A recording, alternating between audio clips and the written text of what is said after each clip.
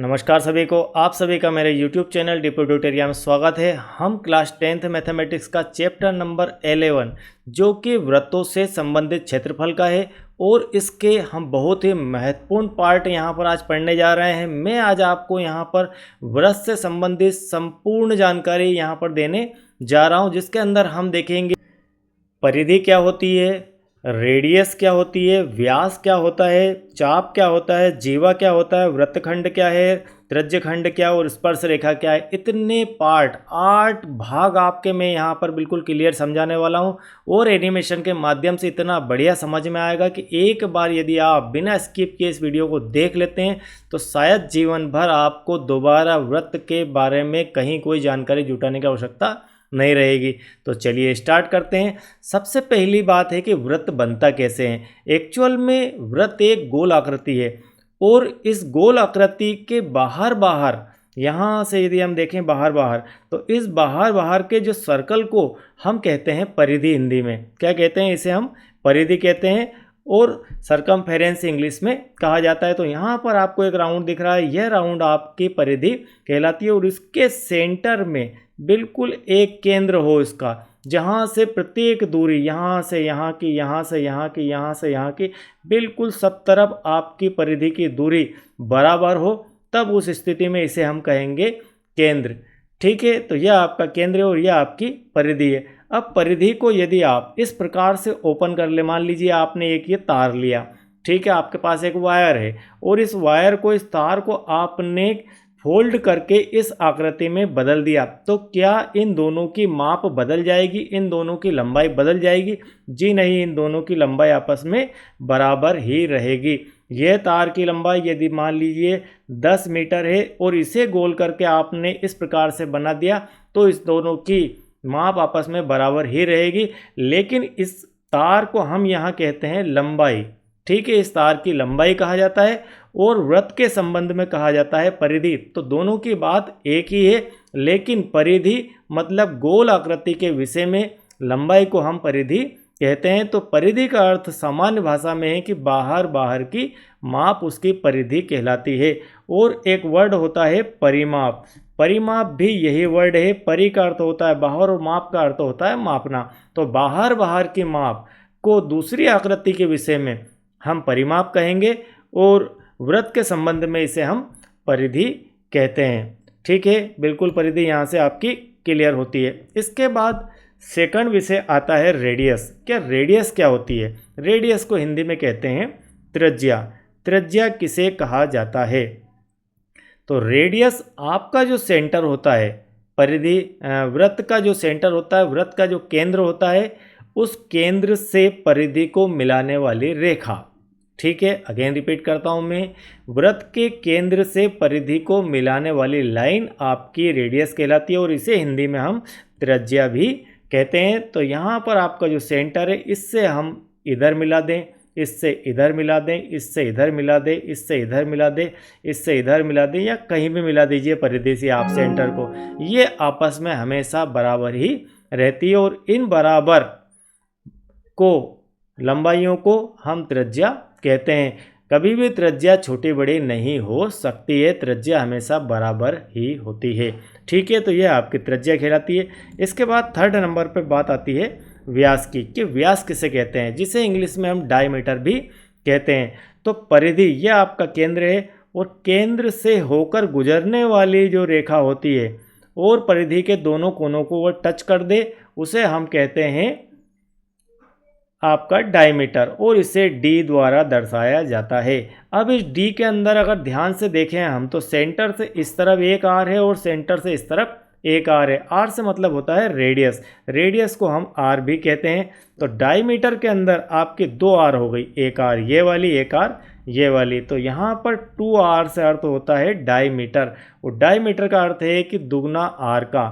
आपकी त्रिज्या का दुगना डायमीटर होता है, क्योंकि यह डायमीटर है आपका और इसकी एक विशेषता होती है कि यह हमेशा केंद्र से होकर ही गुजरना चाहिए। डायमीटर ऐसा नहीं कि इधर से गुजर गया तो वह डायमीटर नहीं कहलाएगा। डायमीटर हमेशा केंद्र से होकर ही जाता है। व्यास हमेशा केंद्र को मिलाने वाली रेखा जो परिधि के दोनों कोनों से मिली हो और केंद्र से होकर गुजरे वह आपका डायमीटर कहलाता है या व्यास कहलाते हैं। और यह डायमीटर या व्यास आपका कह सकते हैं कि व्यास बराबर 2 गुणित त्रिज्या। ठीक है, इस प्रकार से आप इसे समझ सकते हैं, त्रिज्या का दुगना व्यास होता है। ठीक है, चलिए आगे बढ़ते हैं। इसके बाद एक एक करके सब रिलेट होते चले जाएंगे। अब बात आती है चाप की कि चाप क्या होता है। आपकी जो रेडियस है परिधि, इस परिधि को कहीं से दो इस प्रकार से 2 निशान लगाइए और आपने इसे काट लिया, तो यह जो टुकड़ा है, कटा हुआ भाग है, यह आपका कहलाता है चाप। यह कहलाता है चाप। कहीं से भी आप परिधि की लाइन को एक टुकड़ा काट कर बाहर निकाल लीजिए। हम यहाँ से यह टुकड़ा निकाल लिया बाहर और यह कहलाएगा आपका अर्क या चाप। ठीक है, तो इसे हम कहते हैं चाप। अब आगे बढ़ते हैं। इसके बाद बात आती है जीवा की। यहाँ से बहुत महत्वपूर्ण होता है आपका, यह तो जनरल वर्ड आपको पता होंगे, चाप एक विशेष है और जीवा क्या होती है। इनके अंदर धीरे धीरे कन्फ्यूजन की स्थिति क्रिएट होना स्टार्ट हो जाती है कि जीवा और व्यास और रेडियस और सरकमफेरेंस और अर्क ये सब क्या है। तो आपको एक एक करके मैं यहाँ पर इंट्रोड्यूस इनसे करवा रहा हूँ। तो यहाँ पर जीवा से अर्थ है कि आप किसी भी वृत्त को इस प्रकार से काटें, ठीक है, कि वो दोनों सिरों पर मिल जाए वह लाइन। ठीक है, इस प्रकार से आप इसको काट कर अलग कर सकते हैं। आपने इस प्रकार से अलग कर दिया तो यह इसकी कहलाएगी जीवा। इस पॉइंट से इस पॉइंट तक की दूरी इसकी कहलाएगी जीवा, जैसा कि यहाँ पर दिया गया है। यहाँ से काट यहाँ तक, यह हो गई जीवा। अब आपसे कहा जाए, एक क्वेश्चन पूछा जाता है कि वृत्त की सबसे बड़ी जीवा कौन है। वृत्त की सबसे बड़ी जीवा कौन होती है। तो वृत्त की सबसे बड़ी जीवा हमारा व्यास होती है। व्यास इसलिए सबसे बड़ी जीवा होती है, यह जीवा सबसे बड़ी, यह भी आपकी जीवा ही है और यह भी आपकी जीवा ही है। लेकिन यह वृत्त की सबसे बड़ी जीवा होती है, इससे बड़ी जीवा नहीं हो सकती, क्योंकि इस तरफ जब यह जाएगा तो इसका मान घटना चालू हो जाएगा, यह छोटी होना स्टार्ट हो जाएगी और इस तरफ आएगी तो भी छोटी होगी। यह सेंटर से जब गुजरेगी तो सबसे बड़ी लाइन होगी और इस लाइन को ही जीवा कहा जाता है। तो यहाँ पर हम इसे व्यास समझ चुके हैं। तो जनरली जीवा का इस प्रकार से यूज़ किया जाता है। लेकिन कभी कभी क्वेश्चन पूछ लिया जाता है कि वृत्त की सबसे बड़ी जीवा कौन है। तो वृत्त की सबसे बड़ी जीवा आपकी व्यास होती है, आपका डायमीटर होती है। ठीक है, अब नेक्स्ट आता है आपका सेगमेंट या वृत्तखंड। वृत्तखंड क्या होता है। वृत्त का एक छोटा पार्ट जिसे काटकर अलग कर लिया जाए वह आपका वृत्त का खंड होता है। ठीक है, उसके नाम में ही क्लियर है, वृत्त और खंड। तो वृत्त का भाग, हम इसे ऐसा भी समझ सकते हैं, वृत्त का भाग। तो कोई भी पार्ट हो वृत्त का उसे हम कहेंगे वृत्तखंड। तो वृत्तखंड को अंग्रेजी में कहा जाता है सेगमेंट। तो यहाँ पर सेगमेंट जो है, यह वाला पार्ट आपको दर्शाया गया है इस कलर से, जो आपको दिख रहा है ये कलरफुल, यह आपका सेगमेंट है। यह एक वृत्त है और इस वृत्त को यहाँ से काटकर इस प्रकार से अलग कर दिया गया और यह आपका खंड है और इस खंड को हम कहेंगे वृत्त का भाग या वृत्तखंड। ठीक है, अब वृत्तखंड किन किन से मिलकर बना होता है। वृत्तखंड आपके जीवा से, यह आपकी जीवा और यह आपका चाप। तो जीवा प्लस चाप। ठीक है, समझ गए बात आप। जीवा प्लस चाप मिलकर क्या बनाते हैं। जीवा प्लस चाप मिलकर बनाते हैं सेगमेंट। सेगमेंट बनता है, वृत्तखंड बनता है। और वृत्तखंड को बनाने के लिए किस किस की आवश्यकता होती है। एक तो जीवा की आवश्यकता होती है और एक चाप की आवश्यकता होती है कि कितने चाप का वृत्तखंड है और कितने जीवा का वृत्तखंड है। तो ये दो चीज़ें इसमें कैलकुलेशन में आती है। तो यहाँ पर यह होती है वृत्तखंड की परिभाषा क्लियर। इसके बाद विषय आता है त्रिज्यखंड। अब इसके नाम में ही क्लियर है कि त्रिज्यखंड, तो त्रिज्या का खंड। किसी भी वृत्त की, इस प्रकार से यह वृत्त है और इस वृत्त का दो त्रिज्या मिलकर, एक त्रिज्या से तो कोई खंड बनना नहीं है, तो दो जरूरी है, तो एक और एक दो, तो ये दो रेडियस है आपकी और दो रेडियस मिलकर इस प्रकार से भाग को कवर करे तो इस भाग को हम कहते हैं सेक्टर या त्रिज्यखंड। त्रिज्या के द्वारा बनाए गए वृत्त के खंड को हम कहते हैं त्रिज्यखंड या सेक्टर। तो यह आपका सेक्टर है और इसे ही हम त्रिज्यखंड भी कहते हैं। तो ये आपकी रेडियस और ये आपकी रेडियस दोनों मिलकर ये इन दोनों के बीच में जो भाग बन रहा है यह आपका कहलाएगा त्रिज्यखंड।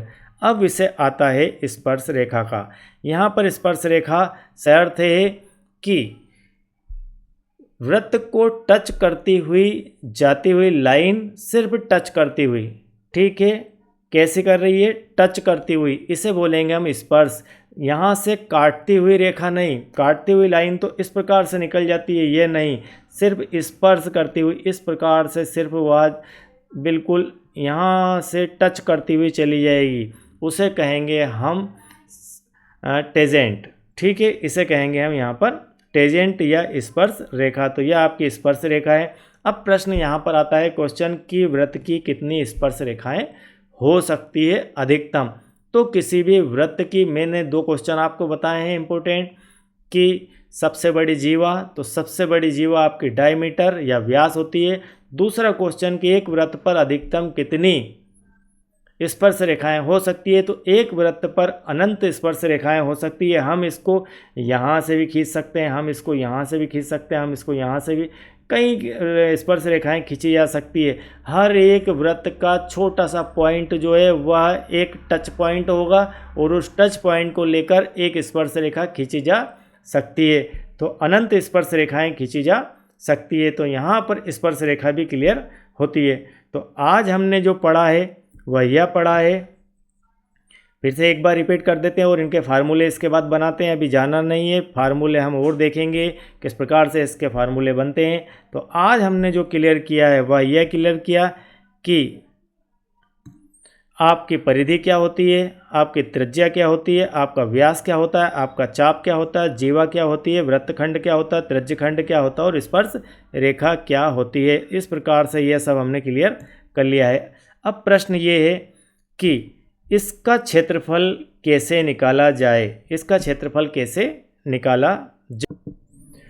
तो कोई भी आपका जो वृत्त होता है, कोई भी आपका जो वृत्त होता है, मान लीजिए यह वृत्त है और इसे अगर मैं एंगल में डिवाइड करूं तो यहाँ पर एक राउंड, अगर आप एक राउंड कंप्लीट करते हैं, इसका अर्थ है कि आप 360 डिग्री घूमकर वापस आ जाते हैं। तो 360 डिग्री का मूवमेंट हो जाता है, एक राउंड पूरा करने में एक वृत्त बन जाता है। आप कहीं से चलिए और वहीं पर वापस आ जाइए, मतलब आप घूमकर 360 डिग्री आ चुके हैं।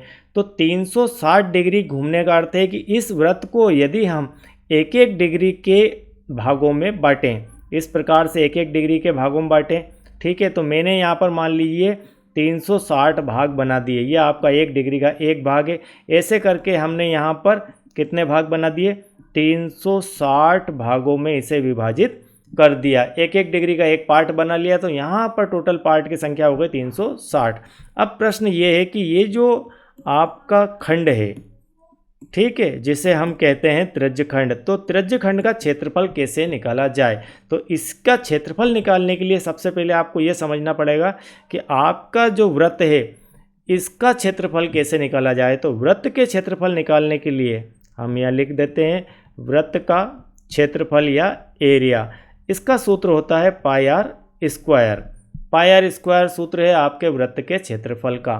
तो वृत्त के क्षेत्रफल मतलब कि पूरा एरिया इसका, ठीक है, ये पूरा जो एरिया है यह 360 डिग्री वाला जो हमने कवर किया, 360 भागों में बांटा, इस पूरे भाग का क्षेत्रफल है pi r square. Pi r square इसका पूरा क्षेत्रफल है। तो अब इस त्रिज्यखंड का कितना क्षेत्रफल है, ये किसके ऊपर डिपेंड करता है, यह इसके ऊपर डिपेंड करता है कि यह एंगल कितना है।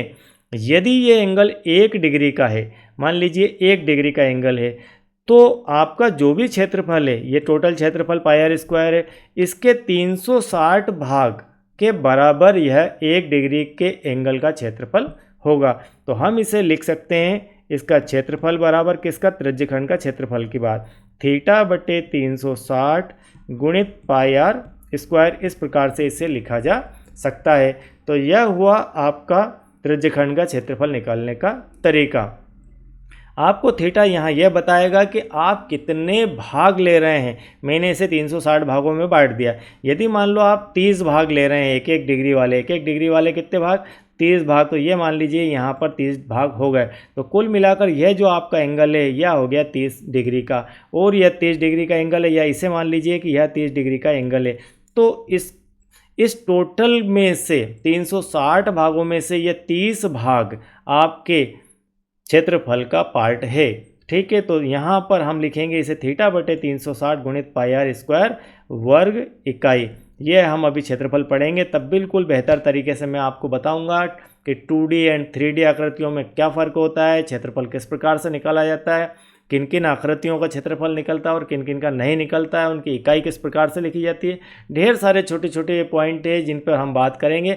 अभी सिर्फ हमारा विषय था कि आपको इनसे मैं इंट्रोड्यूस करवा दूं। अब नंबर 2 बात आती है कि चाप की लंबाई, जैसे ये मान लीजिए इसे हमने कहा था चाप, तो चाप की लंबाई क्या होगी। चाप की लंबाई से अर्थ है कि यह जो पूरी परिधि है, यह परिधि है, इस परिधि का फार्मूला होता है 2 पाई आर। यहाँ पर लिख देते हैं इसे 2 पाई आर, यह इसका फार्मूला है।